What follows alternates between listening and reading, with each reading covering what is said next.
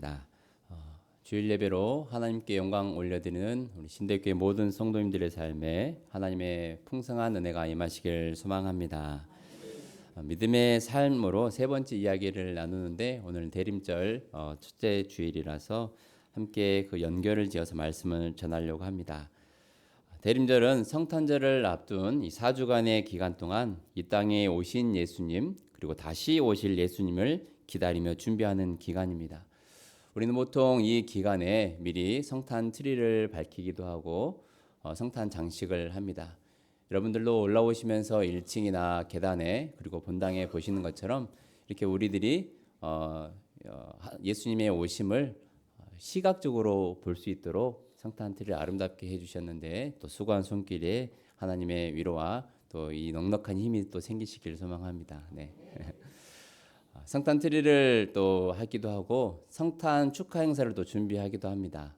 12월 25일 날이나 혹은 24일 날 기관과 부서 또 교학교별로 준비를 하는데 준비를 하면서 예수님의 오심을 마음속에 깊이 새기는 거죠. 몸으로 익히는 거죠. 삶으로 체득을 하는 것입니다.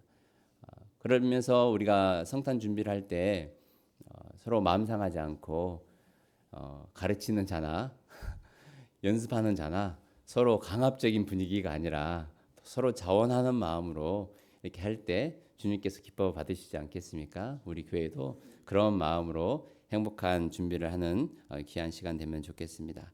금요일 저녁에 모 집사님께서 저에게 신나는 댄스를 하자고 섭외를 하셨는데 저는 지저스 엔터테인먼트 소속이라 그 소속사에 먼저 연락을 해보시고 허락이 떨어지면 저는 움직이도록 하겠습니다. 네. 대림절 기간 동안 우리는 여러 가지 모양으로 주님 오심을 준비하며 기다립니다. 오늘 우리는 말씀을 통해서 대림절을 어떻게 좀 더 의미 있게 보낼 수 있는지 함께 나누도록 하겠습니다. 1절 말씀을 읽겠습니다. 하나님의 아들 예수 그리스도의 복음의 시작이라. 아멘. 마가복음은 이렇게 시작합니다. 하나님의 아들 예수 그리스도의 복음의 시작이라. 대림절을 시작하며 우리에게 필요한 신앙 고백이 있습니다. 예수님은 하나님의 아들로서 완전한 신이시며 이 땅에 완전한 인간으로 오신 분이라는 사실입니다. 완전한 인간이기에 우리의 모든 연약함을 다 알고 계십니다. 우리가 얼마나 죄가 많은지, 죄에 파묻혀 살아가는지, 하지만 그 죄의 문제 하나를 해결하지 못하는 한낱 인간에 불과하다는 사실을 예수님께서 잘 아십니다. 완전한 하나님이시기 때문에 그 우리의 모든 연약함을 다 해결해 주실 수 있습니다. 예수님의 이 초림, 2000년 전에 오신 이 사건은 단순히 한 아기가 태어난 사건이 아니라 하나님께서 우리를 구원하시기 위해 친히 인간으로 오신 역사적인 사건입니다. 요한복음 3장 16절에 말씀합니다. 하나님이 세상을 이처럼 사랑하사 독생자를 주셨으니 이는 그를 믿는 자마다 멸망하지 않고 영생을 얻게 하려 하심이라. 아멘. 그 예수님께서 우리를 위해서 이 땅에 오신 예수님께서 십자가에 죽으시고 부활하신 이후에 우리를 위해 영원한 거처를 예비하러 가셨습니다. 예수님은 반드시 다시 오십니다. 대림절이라는 원어 의미 자체를 보면 오심이라는 뜻이 있습니다. 초림하여 오신 예수님 그리고 다시 오실 예수님, 그 예수님을 기다리는 기간이 바로 이 대림절입니다. 대림절 기간 동안에 오신 예수님을 또 25일이죠. 오신 예수님을 또 기다리는 기간, 또 다시 오실 예수님을 또 기대하며 기다리는 시간 되시기를 간절히 소망합니다. 그러면 오늘 이 본문 말씀을 통해서 누가 예수님 오시기를 준비했는지 그리고 어떻게 준비해야 되는지 함께 나누려고 하는데 오늘 본문 말씀에 초림하신 예수님의 길을 준비한 한 사람이 나옵니다. 우리 한번 2절 말씀을 읽어보도록 하겠습니다. 선지자 이사야의 글에 보라 내가 내 사자를 내 앞에 보내노니 그가 내 길을 준비하리라. 아멘. 선지자 이사야의 글이라고 나와 있지만 말라기 선지자와 이사야의 이 예언한 말씀이 2절 3절에 포함이 되어 있습니다. 대표격으로 이사야의 글이라는 표현을 사용한 것입니다. 이 말씀을 보면 이미 구약시대의 이 선지자를 통해서 내가 사자를 미리 내 앞에 보낸다라고 말씀을 하고 있습니다. 메시아로 오신 예수 그리스도의 길을 준비하는 자로 세례 요한을 택하신 말씀을 오늘 본문 말씀을 통해 보게 됩니다. 세례 요한 자신도 그 사실을 잘 알고 있었습니다. 요한복음 1장 23절 말씀에 보면 이렇게 말씀합니다. 이르되 나는 선지자 이사야의 말과 같이 주의 길을 곧게 하라고 광야에서 외치는 자의 소리라. 이렇게 자신을 밝힙니다. 왜 이렇게 밝힐까요? 바리새인들이 제사장과 레위인들을 시켜가지고 저 사람이 자꾸 세례를 주는데 도대체 무슨 권위로 사람들에게 세례를 준지 한번 좀 조사 좀 해봐라. 가서 좀 떠봐라. 요즘 말로 좀 떠봐라. 대체 당신이 누구냐라고 이렇게 물어보라고 하는데 세례요한에 가서 이 사람들이 가서 묻습니다. 당신이 누구냐? 너는 누구냐?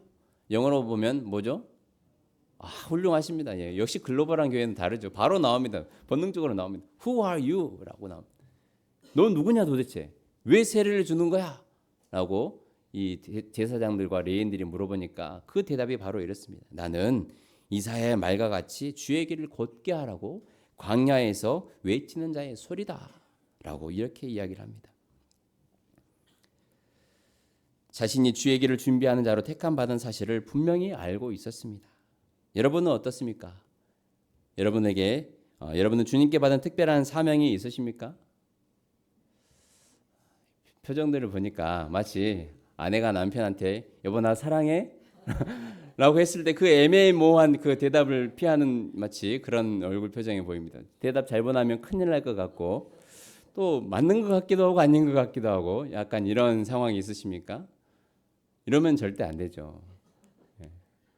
혼납니다. 나중에 사랑이라고 해야죠. 네.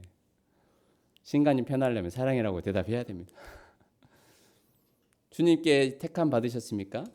부르신 사명이 있으십니까?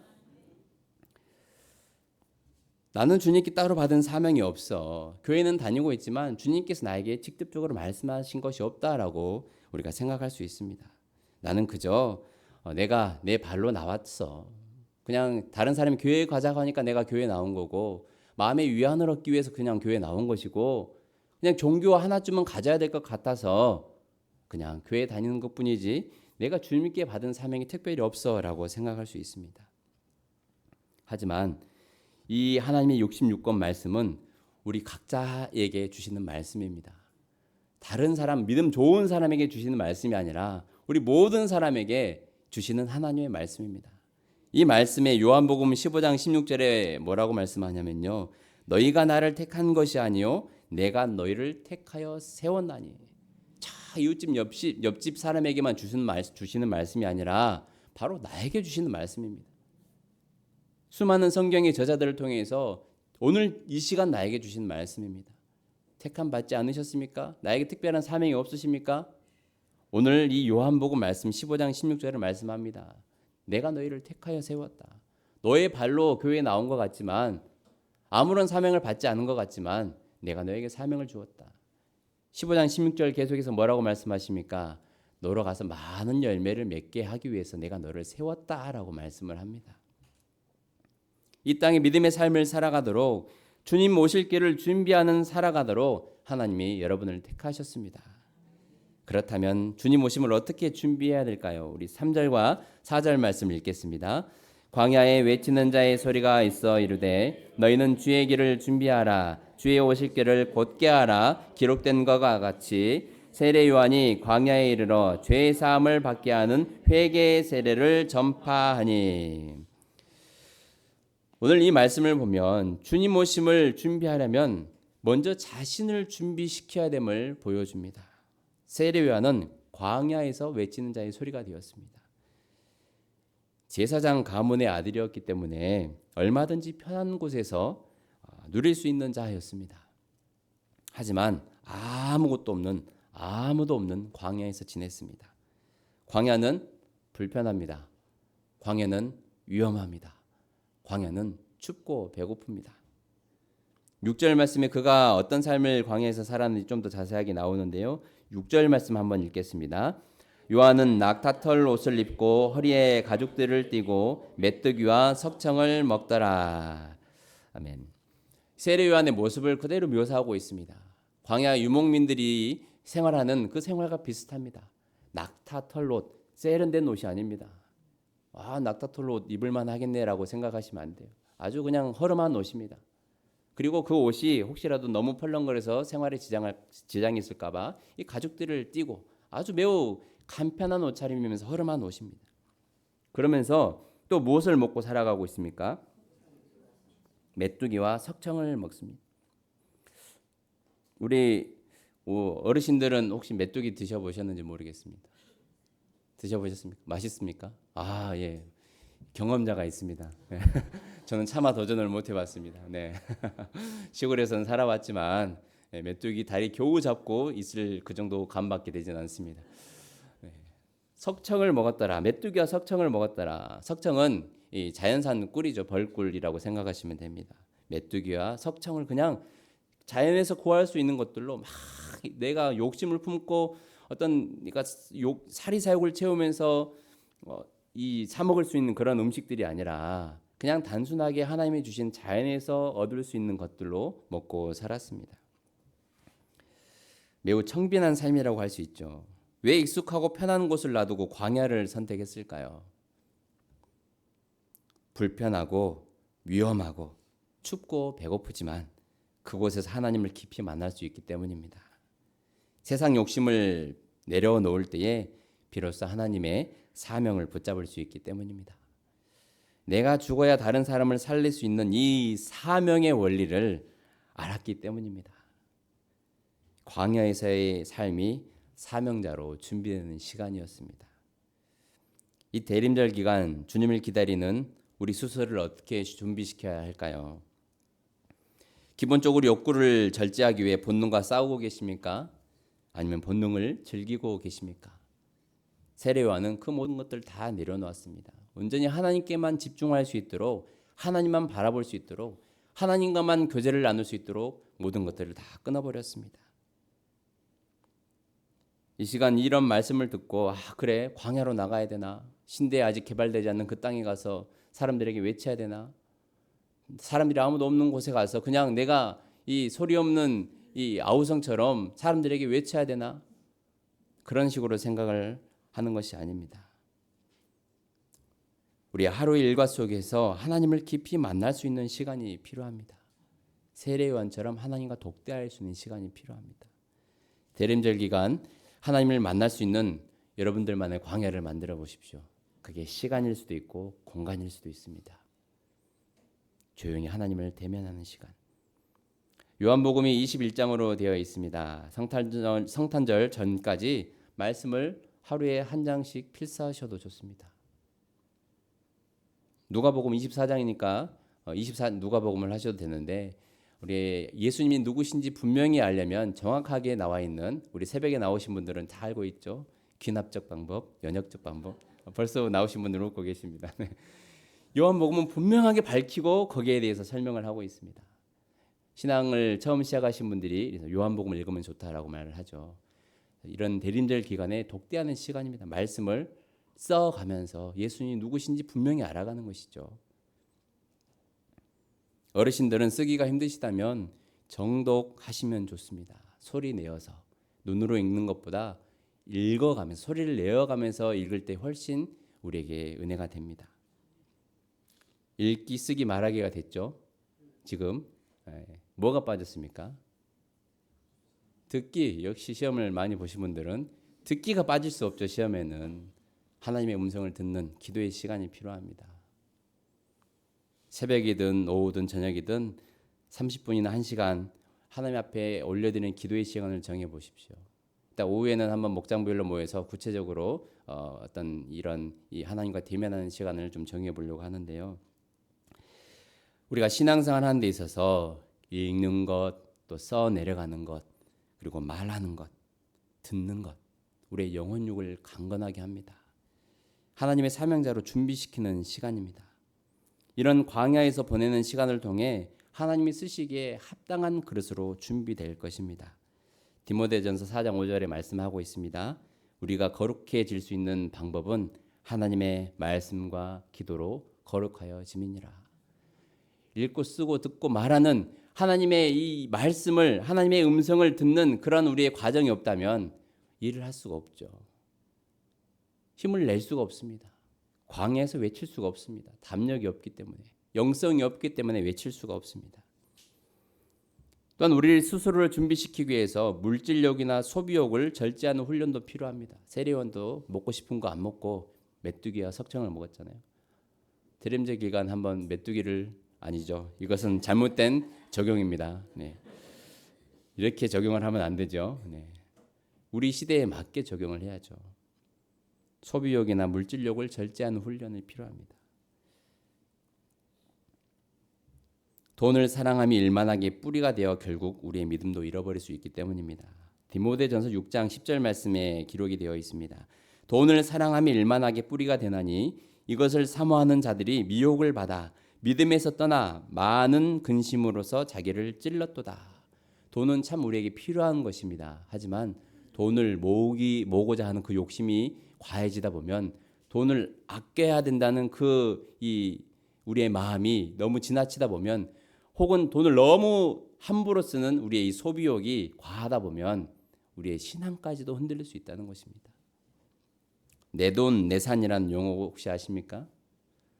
어떤 광고를 할 때 이거 내 돈 내산해서 산 물품이니까 제 구매 후기를 믿고 이 물건을 사도 됩니다라는 그런 표현을 할 때도 쓰고요. 어떤 내가 맛있는 걸 큰 돈 주고 샀어요. 아니면 좋은 물건을 샀어요. 그러면 옆에 사람이 그러죠. 왜 그 비싼 돈 주고 그걸 사냐?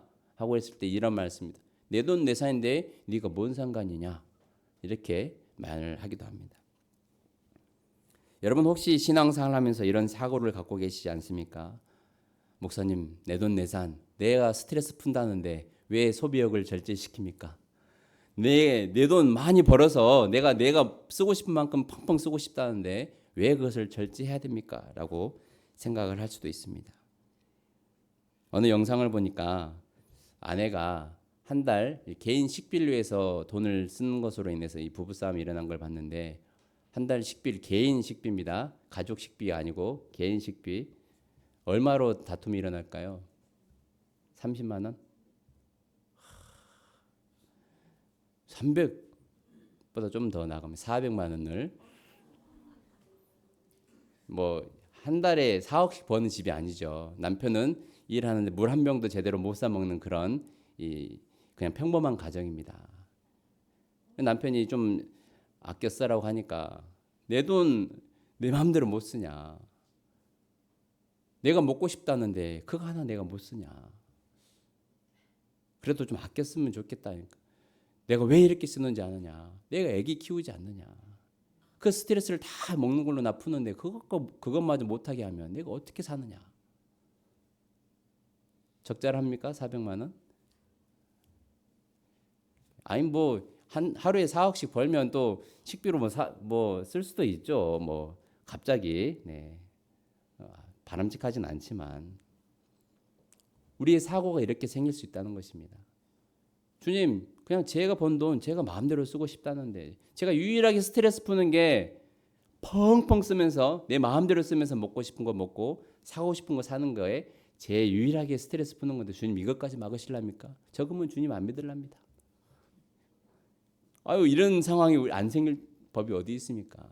극심한 스트레스가 쌓이면 그렇게 극단적으로 갈 수도 있다는 것이죠.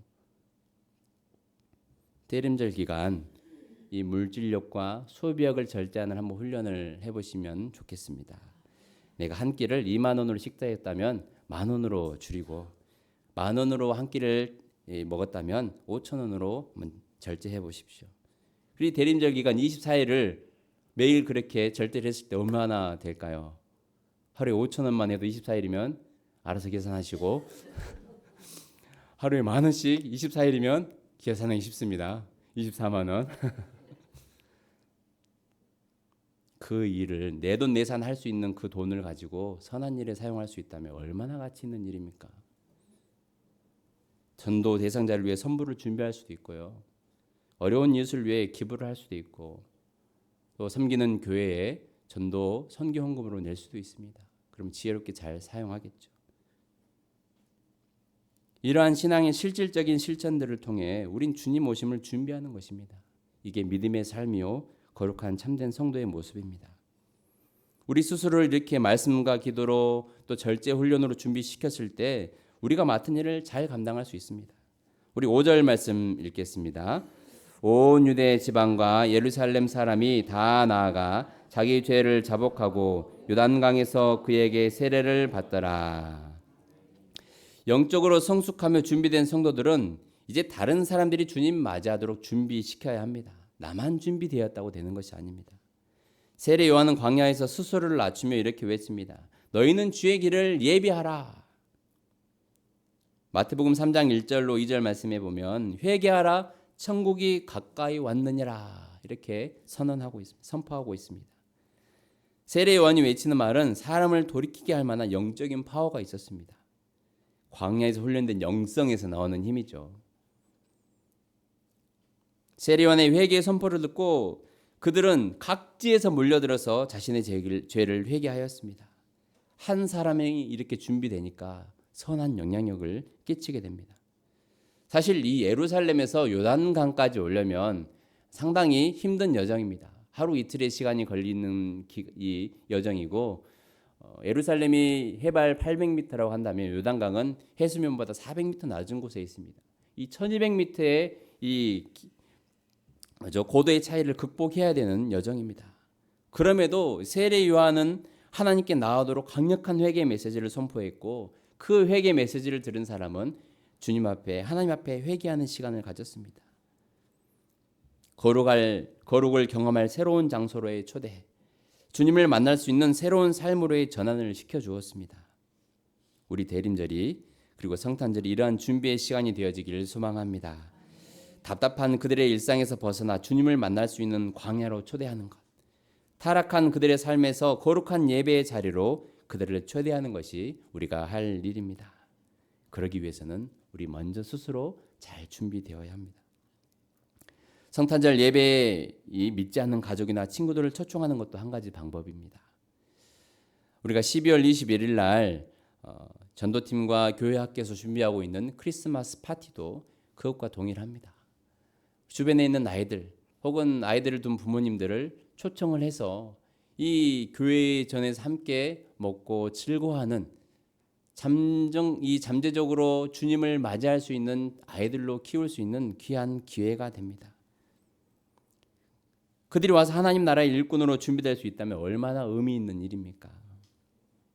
신대교회가 신대에 있는 줄 알았더니 우리 동네에 이렇게 좋은 교회가 있구나. 멀리 안 가도 가까운 곳에서 교회를 찾을 수 있구나.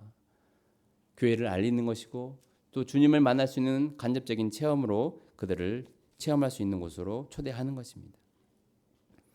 사실상 거리상으로는 가깝지만 그들에게는 매우 험산 줄령은 넘는 것과 같은 큰 결단이 있어야 할지 모릅니다.